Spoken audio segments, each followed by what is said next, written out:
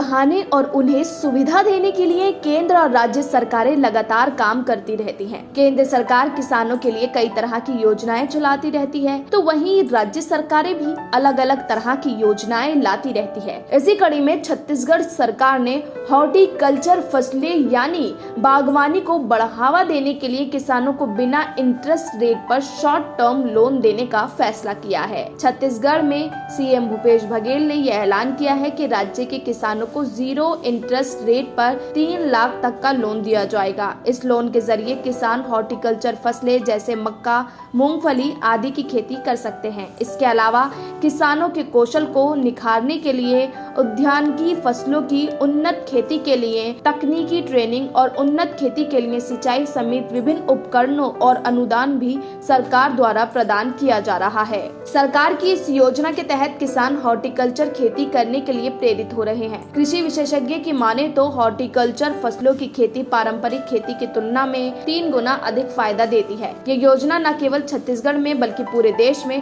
Horticulture खेती को बढ़ावा देगी। इसी प्रकार संरक्षित खेती को बढ़ावा देने के लिए सरकार किसानों को ग्रीन हाउस, पॉली हाउस समेत आदि चीजें लगाने के लिए भी अनुदान देती है। साथ ही किसानों को लगातार किसान कॉल सेंटर से खेती को लेकर मार्गदर्शन भी किया जाता है। ब्यूरो रिपोर्ट, फसल क्रांति न्यूज।